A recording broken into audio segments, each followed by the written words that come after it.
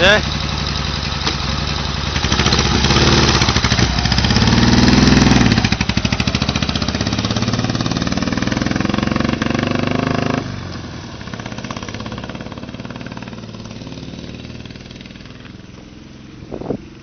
See oli Kaspar Essa, Maarja Essa, autokooli õpilane, kes tahab seda mingi sikluba teha, ma ei tea, mingi A-kotti või ma ei tea, mis asja.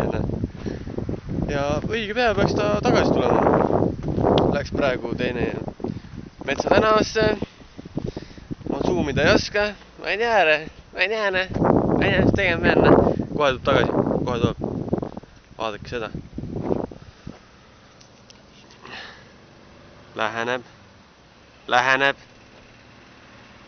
Tuleb kõik on tossu täis, ma loodan, et te näete see. Väike tuluke on juba ilmunud.